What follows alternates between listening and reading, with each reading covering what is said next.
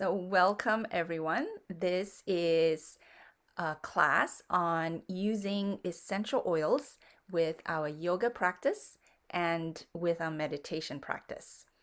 And before I start, I will just ask you to go grab an oil and we'll breathe together. And then we can go through some slides that I have. I will be talking about our energy centers in our body and which oils I propose that we use with those energy centers, as well as the affirmations that will help us to connect with that part of ourselves in a more intentional way that allows us to really contemplate how we're showing up in this world. And so I have here with me Daily Divine, and here's how I like to breathe it in. But actually, I have a slide on that, so I'm going to go ahead and put my slide on. There we go. All right. So what you see is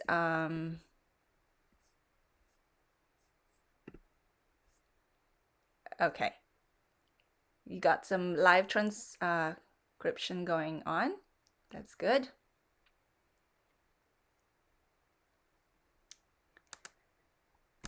So just to start, I want to press play here. Okay, there we go.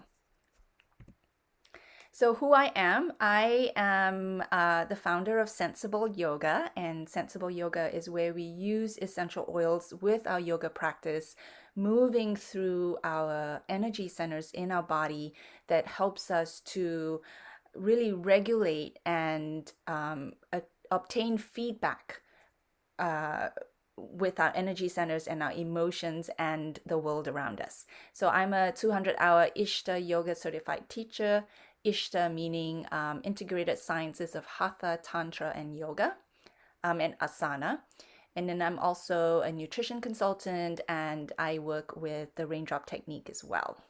So welcome, and I hope this is of value to you. So this was what I wanted to start with, just have an oil. And this is how I use oils in my yoga class as well as during meditation. I like to put a drop on my left palm. And the reason for that is the left side of the body is known to be the receiving side, the more yin side of our body that is regulated by our right brain. So we put a drop on this left palm. And another thing I like to tell people is that we allow for the drop to come out of the bottle naturally without like shaking it like salt and pepper. So just reverently allowing for the essential oils to enter into our sacred practice. We take our other palm, we turn it around clockwise 3 times, and then I inhale deeply 3 times. So go ahead and inhale as we start this class together. So inhale deeply.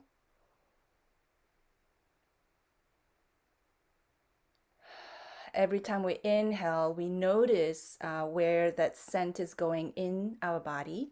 Every time we exhale, we relax into this space, this time, and we start to notice that we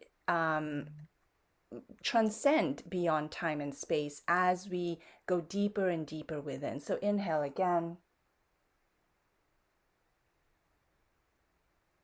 And exhale, relax. And what essential oils have the ability to do is to take your attention away from anything else. You would be hard pressed to be thinking about any other issue, any problems, any worry or anxiety when you're inhaling and allowing that scent to just permeate your whole being. So inhale again deeply and relax.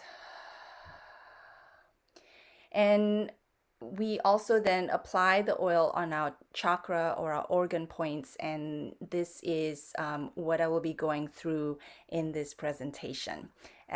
Most of the time, I just like to apply it in my belly area, around my neck, and definitely in my hair. Okay, so at any time, if you have any questions, feel free to just type it in the chat, and I will be taking pauses to look at the chats. So, what are chakras? Chakras are energy centers all along our spine, and there are 7 major ones. In fact, there are much more than that, and this is just a very basic part of our anatomy, if you will. And there's more below our feet and above our head that are really coming into more importance in this time when we are connecting more with the multi-dimensional part of ourselves. But let's start by talking about these 7 spinning wheels of energy along the spine. They are where we express life force energy. In yoga, Sanskrit, we call it prana. In the Chinese language, we call it qi. And it is this essence of energy that it's where our body, mind, and emotions intersect. So if we think about times when we are a little anxious and we feel this, tumbling in our belly area, or when we want to speak but we feel like there's a golf ball hidden in our throat, those are obvious areas where our emotions are manifesting itself as physical sensations, and in the areas where they are concentrated. So also, if we are brokenhearted, we feel in our heart center this deep pain. So we do feel it in a visceral manner, and they do exist. When we pay attention to them, we start to notice that they are actually feedback mechanisms. So where we are interacting with the world, we are getting feedback in these areas where then we start to have a relationship with how we show up in the world on with this awareness of truly being the positive and the beneficial part of how we express our emotions. And it's also the physical, mental, and spiritual aspects of the 5 elements. These elements being water, fire, earth, space, air, and light, and thought. So I'll be going through that as well. Okay, so this is a nice graphic to show you based on the colors as well, from the lowest vibration to the highest. And it is all based on frequency and energy, but in terms of colors. But just know that the root chakra is our ability to really ground into the earth, and then it moves up from there. So you can see that when we're in our gifts of these centers, we're able to share abundantly. We're able to create with pleasure. We can respond with alignment to our integrity. We can love unconditionally. We can speak with purpose. And we can live in our dreams, where our visions are leading us. And we can connect with the divine within us and without us. So ultimately, this is sort of like a roadmap towards living a life that is of meaning and of purpose. And honestly, that's what yoga helps us to do. It helps us to develop a relationship with our inner selves as we move and as we breathe into this awareness of all that is within us and all that's around us. So I'm going to go through the chakras one by one and go through what they are, what oils we use, what yoga poses we use, we do with that pose, and then some affirmations. And I'm just going to pause here and see if anyone has any questions. And also I'm going to move this down. Okay. All right, here we go. So the root chakra is corresponding with the color of red, and it is the element of earth. It is the foundation of our survival instinct. And when we talk about how someone is living in a survival mode, it means that they are in that stressful state of living from day to day, not in a content or trusting state. And that is a really hard place to be in when we are not feeling safe and supported. So it is a stability of our mental state, and it's connected with security and our emotional state of sensuality. It is connected with our sense of smell, and the location is just in our pelvic floor and just in our perineum area. Okay.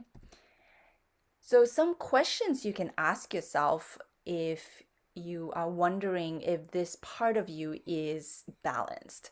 And these questions you can contemplate are, do I feel comfortable in my body? Do I hoard physical items? Am I financially secure?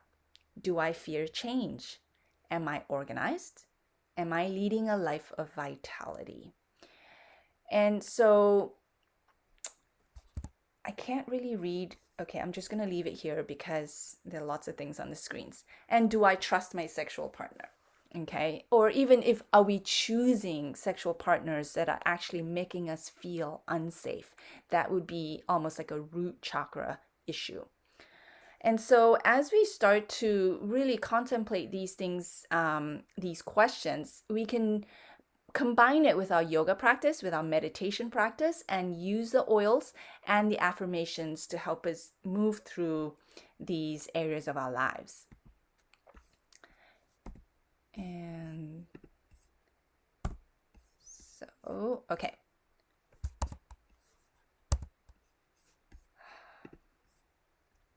So these are the affirmations, and we will use the oils and the poses, but every day I receive all that I need. And how does that feel to you when you say that? Because again, all our inner critic voice starts to come up, and that's where we know that we have certain beliefs that is programmed within us. And what I would really invite you to do is to accept all that comes through. No resistance to any of the voices, and no resistance to the resistance, right? So abundance flows freely to me. And we might be thinking, oh, yeah, right, to you, but not to me, right? So just stick with the practice, stick with the affirmations, and see how your body has this capacity to re-regulate itself to what feels good versus what doesn't feel good. So I trust that I'm safe and release all fear that is holding me back. I am connected to Mother Earth. I claim good health. That is my birthright. So allow yourself to speak these affirmations, and the oils we will use is, here are just some examples, because essential oils work with our intention, and we use what we have at home and what makes us feel safe, supported, taken care of, abundant. So, don't let this list limit you. These are just examples: abundance, cedarwood, grounding, release, vetiver. So a lot of the problems in our root chakra is based on fear. And so we want to move into our fears and then express the gifts of these feelings we have within us. So the asanas are, again, not an exhaustive list here, just some examples. Mountain pose, right? Tadasana. So you're standing straight and tall. Your feet are truly kissing the earth and feeling supported by the earth. And yoga really is a method of partnering with gravity to open up our body to the different ways that we can express almost like sacred geometry, so that frequencies can run through us and we can become one with the coherence of, nature and all that is. So tree pose is another one. We are balancing and we are finding our stability, but also understanding that, yes, we root deeper into the earth to feel stable, but then we can be flexible in the wind and flexible like a bamboo, right? And so we can survive through any chaotic storm. And part of doing yoga is that practice of going into difficult poses where we come right into our edge and we are still okay. We're not going to resist it, but we're not also going to crumble or feel like we are, not going to come out of it safe. So high lunge, low lunge, again, it's that grounding into the earth. You root down to rise up. And warrior one. So again, these are just talking about the poses, and I would encourage you to join me for an online yoga class or a meditation at some point in the future if you would like to experience it. And I teach on Insight Timer, which is a free meditation app. And also on my website, I always have retreats that I run or events that you can always join if you're interested to really practice together. So warrior one, mountain pose. Again, that's twice there. That must be because I was thinking about it really hard. So the oils application is written there. Again, I can't see it because, okay. Again, inhalation, the sacrum, the back of the neck, the bottoms of the feet, the little toe, pinky finger. These are just areas that connect us to the earth. And okay, I'm trying to get to the next slide here.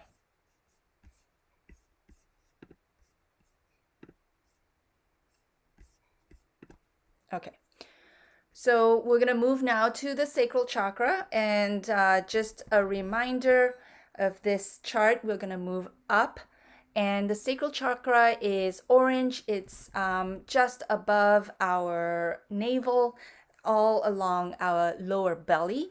It is our center of creativity and associated with the element of water. And the physical, mental, emotional, spiritual parts. Physical is the adrenal glands, mental is the creativity, emotion is joy, and enthusiasm is the spiritual gift, and the sense is taste.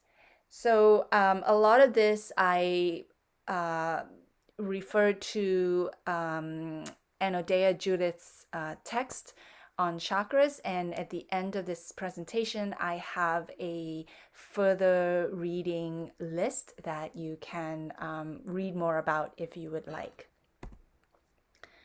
And so contemplative questions. Do I have balanced sexual needs? how do I express my emotions? So water is very related to our emotions. When we cry, it is water that comes out of our eyes. And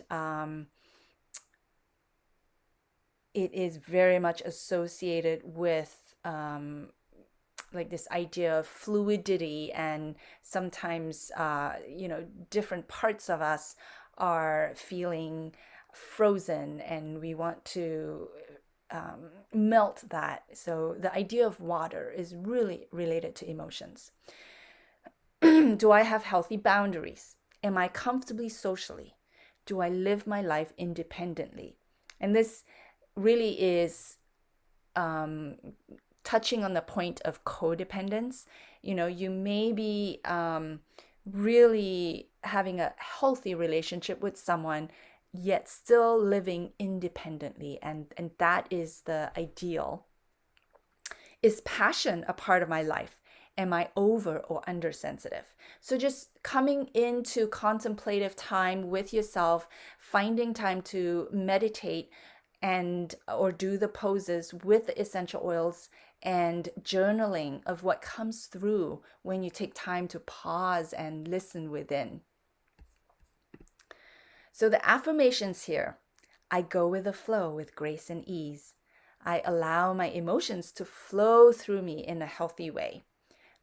Creating nourishes my spirit and brings me joy. My life is pleasurable. I attract like-minded people who support and love me.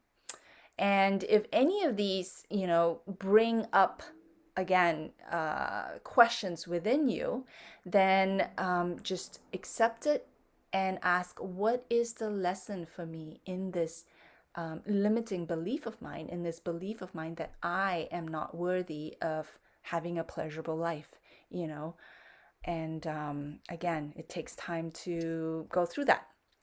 So the asanas here that I would recommend is ones that open the hips. The hips is where we store a lot of our emotions. And child's pose, cat and cow, hip circles, pigeon pose, three-legged dog, and many other hip openers that you can incorporate into a flow. The essential oils here: inner child, forgiveness, grapefruit, orange, dragon time for women. And so we hold a lot of our memories of our trauma as a child here in our womb space for women. And so tapping into the inner child and really finding some healing in the release of these emotions is an important part of coming into balance for the sacral chakra. And of course, forgiveness and the citrus oils are just lovely for us to be able to tap into the pleasurable state of these essential oils. Okay, so we move into our solar plexus chakra. This is our center of personal power. And you can think of it as the golden sun that is of the element fire. And it's related to our pancreas, to our ego identity mentally, and confidence and transformation. Fire induces transformation and change. And so someone who is truly living in this balanced state is very open to change in their lives and able to really stay completely rooted even while change is swirling all around them. It is related to our sight, and it's right below our sternum, just in that place, above our belly and below our ribs. So ask yourself here, what is my level of aggression? Am I easily manipulated? Right? If we have a strong, healthy ego, we are able to stand in our integrity and in our personal power, that we are able to sort of tap into our intuition, and we cannot be manipulated. Anything that we do is because it is in alignment with our own purposeful decisions. So do I have weak digestion? Physical ailments are also indicative of any of these areas that may be out of balance. What do I think of myself? Am I overly competitive? Do I see myself as being in control or being the victim? And do I feel anxious often? So allow yourself and be kind to yourself and gentle as you really contemplate these questions, and don't feel like you need to come into any sort of resolution, because the work is the practice of going deep into the poses, the oils, the affirmations. Okay, so the affirmations here, I use my personal power with purpose every day. I make decisions every day that is in alignment with my goals. I am worthy of all good things. I let go of what is not in my control. And I release judgment of myself and others. So we can get into this space of truly tapping into our empowerment without that overly controlling behavior of thinking that we are the Lord over everything, you know? So this balanced state of living from our solar plexus power is a healthy ego. And you may have heard of many spiritual teachings that say, get rid of your ego, get rid of your ego. The truth is, it's not about getting rid of your ego. It's about coming into healthy relationship with this part of yourself that also wants you to be happy. Okay, so the asanas here is ha breath, and that is a breath that we call it breath of fire, and it is a few different ways you can do it. So you would definitely go to a yoga class or look it up on YouTube, but you are breathing quickly and creating fire within, heat within. And it could, the one that you breathe out with your mouth is and you could be doing one of the asanas I do with it is you're coming up and you're in sort of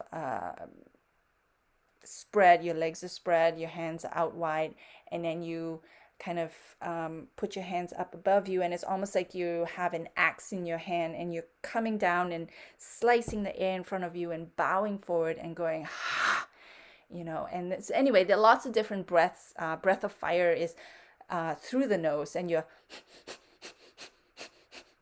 and that's really focusing on your exhale. But as you inhale, you don't even know it, you're just exhaling. So feel your power.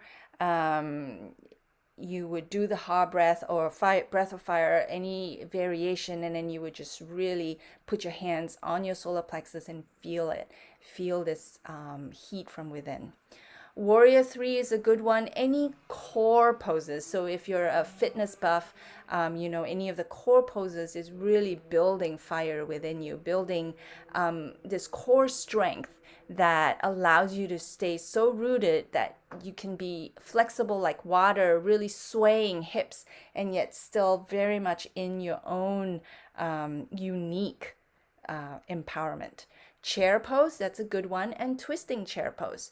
So a lot of the poses here could also be twists where you are wringing your organs almost, and then when you release, it's flooding your body with a lot of the, it's a detoxification sort of pose, flooding your body with new blood circulation. And then you want to drink lots of water to really clear your body out after every yoga session. And so the oils here, transformation for sure. Like you can almost think of all the spicy oils that help to move energy and move your blood. Ginger, purification, humility. Humility is a really important one because we talk about empowerment, we talk about igniting our fire and really standing in our truth. And yet, if it's not balanced with humility, it could go really too much into that, again, feeling like you are, lord over your world and yourself, and saying that I'm truly staying in my power. And yet, being humble is one of the most important aspects of having a balanced solar plexus chakra. And magnify your purpose. It is having that courage to truly live your purpose and to magnify with your practices, right? Like we're doing here, and to trust that, you are meant for bigger things, big things. You are here for a purpose. Okay, I see a question in the chat. Let me just check it. What were the oil applications for water? Okay, I can go back there. Here you go. So applications, you can inhale it, put it on your sacrum, your bottoms of feet, ring toe, ring finger, navel area. And these are really just the parts of your body that are related to your sacral chakra. I would also put it sort of around my kidneys, my adrenals, and the navel area, so back and front. Hope that helps. Okay, so moving on, and again, any questions, go ahead and ask. The heart. So you notice that the three bottom energy centers, the chakras, are very much about how we show up in this world, who we are, and our very own individuation, if you will, of being living and being our purpose. Now, when we get to the heart chakra, it becomes the connector of our physical presence in this world to our spiritual guidance. And everything meets in the heart, and it's really, really the point where when we are open to life, and we flow from our physical parts to our spiritual parts, that when this is balanced is when we're truly living from a place of purity, from a place of internal guidance that is ultimately loving, kind, gentle, and unconditional. Yeah, so it's our center of compassion. So physical is kind of like where the thymus is. So you've seen where we like to really tap our thymus area. It kind of wakes it up. And we can also do tapping on any of the other energetic centers just to really find connection with it. Where we pay attention, where we send attention to is what wakes up. So it's related to our mental state of kindness, gratitude, and unconditional love, and touch. So you can sense, you can think of the hands as an extension of your heart. And when you're touching with your hands, you're truly extending your heartfelt energy into whatever you're touching. So if you are putting oils on someone, your child or your spouse, you're truly sending the love in. And I like to add, touching our faces and our heart centers and all around our body as part of the practice of sending love to ourselves. Okay, so let me just see. Okay, you're so welcome, Candy. Okay, contemplations. Am I easily jealous? I know it's sort of just very accepted culturally to make a comment when someone's having fun, when someone is doing something you would like to do, and you say, I'm so jealous. Your body, your cells are listening all the time. And I don't think jealousy is something you really want to cultivate within you. So let's move away from telling people I'm so jealous to maybe even congratulating them or sending them some real gratitude for their blessings, right? And conscious language as we move to our throat chakra is so important. Do I love myself? One of the things I love to ask in my yoga classes is for my students to just very quickly come up with 3 people in their lives that they want to send love to and that they love, that just comes into their mind right away when they are the people they want to send love to. And almost sad to say, almost 90% of the time, not a single person has themselves on that list. So let's think about really loving ourselves before others, not in a way that shuns others or that says anything that is malicious, but really in a genuine way of, I am doing this because I honor myself. I honor myself, and that doesn't mean that I don't honor you, but this is what I need right now. Okay, am I kind to myself and others? Have I found and feel a strong sense of belonging to my tribe? Do I have the feeling of abandonment regularly? Do I have a healthy immune system? So our thymus is really related to our immune system. Do I have unresolved emotional grief or trauma? So you will notice as you work on your different energy centers in your body that they're all very related. They are not in isolation at all. They feed from one to the other. And grief or trauma can be, the memory of it can be in our belly, and the unresolved emotion in our heart, in our lungs, that needs to be released. And then if you look on the other side, how do we get out of grief? And a lot of that is about creating, and that is creating something beautiful. So there are people who grieve so immensely for a loved one that they create beautiful gardens or they start to paint, and after a while of that creation, you've heard of the person that folded the origami of the bird and the crane, and after thousands and thousands of them, finally his heart was settled. And so whatever is wanting to come out of you comes out through your creative centers as you allow for the grief to move through.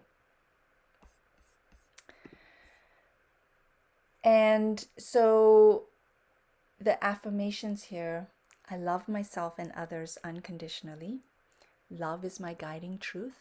I have compassion for myself and others. I forgive with grace and ease. My heart is filled with joy and gratitude. And we may say this and we may even believe it, but catch yourself when there is an othering in your speech. When there is, I can love everyone in my tribe, in my clan, my family, but not that person. That person is evil. I can never love him or her. Or someone who's a politician that you completely disagree with. And on the one hand, you're doing yoga and meditation and using your oils and saying, love is my guiding truth. And then the next day, you're like, that person needs to be hung, or, whatever they've done is too evil. Like, we start to take this sense of justice into our hands and start to cast curses and evil spells on others with our words. And again, I come to that before we are there. That's the throat chakra, right? But what we speak is also from our hearts. And catch yourself when you're thinking that you are speaking up for good by condemning what you believe is evil, but can we love everything? That's a huge question. And that is a humanity's path in this lifetime. Can we love everything? Because it is only when we can love everything that then what shows up is only the ones, or the what can be loved, or what is loving. You know what I mean? It's almost as if we have to accept everything and love everything before everything actually becomes lovable. And that then there is no longer anything that would be outside of what we really want to love. I hope that makes sense. All right. So I know this is a yoga class and a meditation class. I tend to really talk about the emotions, and that's really, really important. Okay, so think about the heart chakra as poses that open our shoulder blades in the back and extends our chest. And again, our imbalance in our energy centers show up in our posture, in our physical ailments, and in our posture. When you see someone with their shoulders always hunching, you sense that they are hiding something. You sense that they don't want to be seen. You sense that they believe that they're unlovable, and they go about life just wanting to be invisible. And if you ask them to open up, they feel too vulnerable, and they feel like they're going to be attacked, and they almost feel too emotional to open.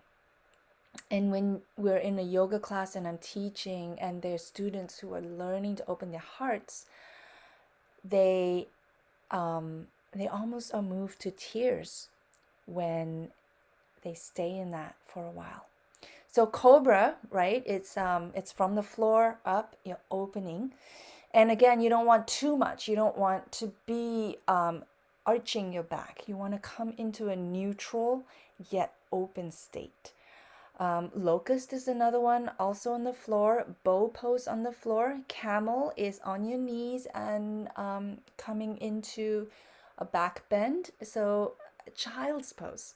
Again, child's pose may seem like it's bending forward, but it's really about the neutrality of neither too hunched nor too open. It's coming into a neutrality. So a lot of the back bends we do are very heart opening, and also the inversions that we do, the heart is above the head, and it is sort of signaling to our body that when we're upside down is when we're truly allowing for our heart to rule us. And it is a symbol, really, it's symbology, because in many spiritual realizations, the paradox of what's true is what we've always believed to be untrue. And I won't go into that.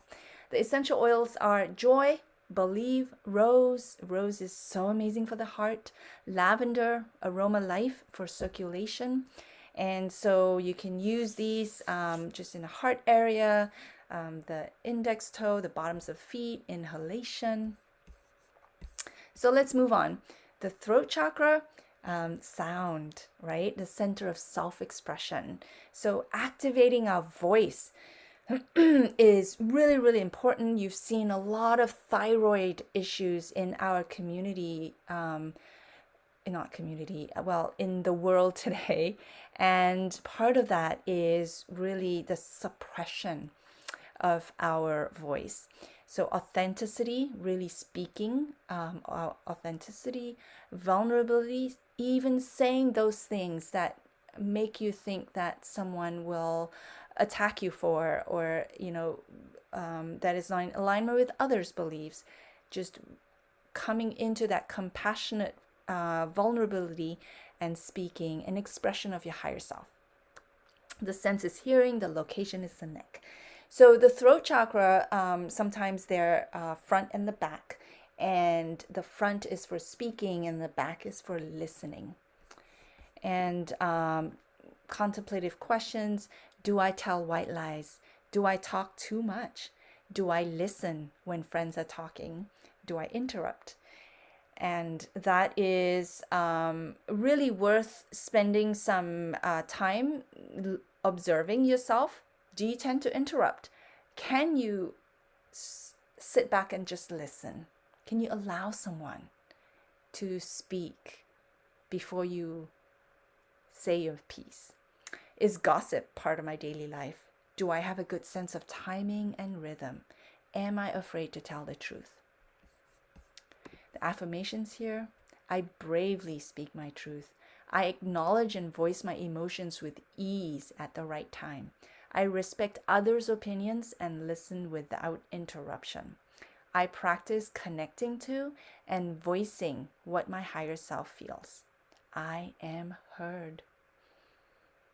So a lot of times, just participating in a circle and being allowed to speak is so healing for most people, because if you are never in that situation where someone who's facilitating a circle allows you to speak, you will just be shut down internally, and it's not healthy.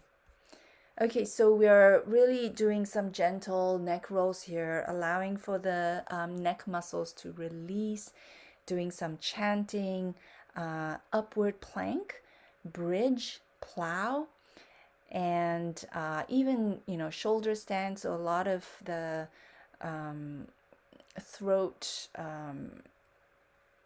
kind of supportive poses. The essential oils here: valor, inspiration.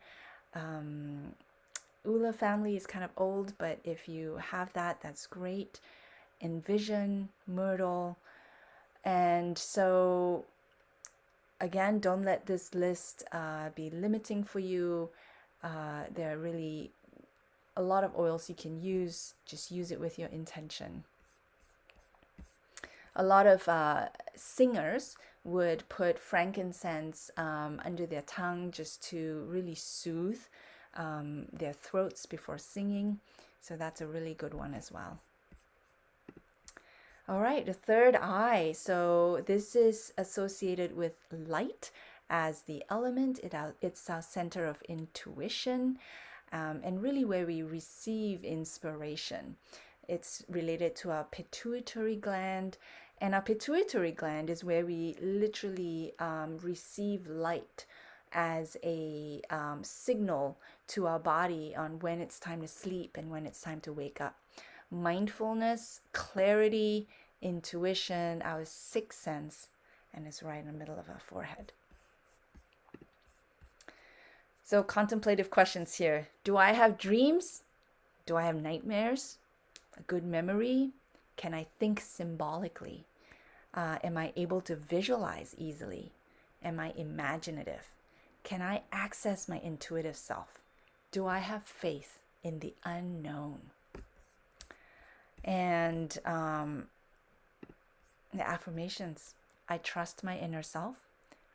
You can really replace the inner self with higher self. I'm inspired to live my purpose in life. I see and perceive clearly on all levels. I am connected to my deepest wisdom. I seek to understand and learn from my life's experiences. And we use the essential oils: geranium, frankincense, awaken, white angelica, dream catcher. And here we can do our alternate nostril breathing, where you would just breathe from one nostril up and down, and the next one up and down. It really regulates ourselves. We are coming into this place of unity of our divine feminine and divine masculine, our right brain, our left brain, and stepping into that oneness with all that is. So other things that really helps to balance this part of us is meditation and visualization practices, allowing for guided meditation where you are going on really visualizing colors, visualizing, your dream wherever you are, and asking for internal guidance through those meditations. DNA activation practices, those really are just, not just, but the ways in which we activate parts of us that has been dormant. And meditation is a great way to do that. And also with our essential oils. So essential oils tend to go into different cells and clear out the memory and anything that isn't of the highest good there, and allows it to come into its blueprint, right? So a lot of that is about DNA activation. So crown chakra, this is associated with the element thought. It's just really the center of pure consciousness. It's our pineal gland, and awakening our pineal gland is, thought to be like the most spiritual goal. And we can go there by these practices. So we feel fully connected, we find inner peace, and there's bliss. And the location is at the crown of the head. And again, with thought, it's, do I overanalyze information? Am I open-minded? Do I feel connected to a higher power? Do I have faith in the unknown? Do I believe that I deserve divine blessings? Am I addicted to spirituality and unwilling to live real life? Am I able to discern and question what feels right to me? And so while it is the element of thought, it is coming here and dropping all our thoughts and coming into pure consciousness. And so the affirmations, I am one with the divine. I have faith that my higher purpose is being fulfilled every day. It is my greatest benefit to meditate daily so I can release any outdated belief patterns. I connect to my all-knowingness. I surrender to what is. So in this place of pure guidance, we are one with the divine. We go into Shavasana. That's the final pose of every yoga class, and we relax. We relax into the earth holding us, and we allow for that divinity connection to just permeate us without questions, without any analysis, and just be present to our breath. Yoga Nidra is a great way to really get into that state as well. And you can find, again, on Insight Timer, lots of different free Yoga Nidra classes. You can listen to it and just get into that bliss state. Prayer and ritual is a really great way of connecting to this higher power out there, and allowing yourself to be in reverence, in sacred silence. Silence is a great way to be in meditation, and even, embarking on sacred sites, holy pilgrimage. And this is where really taking time to be in a community for a period of time, like a retreat, and allowing for that full body immersion in this idea of just you and the elements, and connecting deeply with who you are. So again, Ula Faith is something we can use, actually, maybe Daily Divine. I love Daily Divine. Gathering, lavender, palo santo, patchouli, even sandalwood is a great one. So again, this list is just smattering of what we can use. Here are the resources. Aroma Yoga is a great guide out there, written by Tracy Griffiths, who's a platinum leader with Young Living, and she also trains people in Aroma Yoga certification, and that's where I got my certification from. A few different other books about chakras, and the nice one is Ultimate Balance, infusing the vibrational energy of essential oils into chakras, meridians, and organs. That's Dr. LeeYen Anderson. And then as a background on chakras, the Anodea Judith book is really nice. So I'm just going to leave you with a few quotes. This is Anodea Judith, and really what she says is the senses are the first gateway between the inner and outer world. To open our senses is to become sensible instead of senseless. Through the senses, we first get in touch. To be in touch is to know what we feel. To be awake and aware. To be in touch is to be connected. And so that is the essence of sensible yoga, and really allowing our sense of smell to guide us within and to become connected. And finally, so when the five senses and the mind are still, and the reasoning intellect rests in silence, then brings the highest path. This calm steadiness of the senses is called yoga. Then one should become watchful, because yoga comes and goes.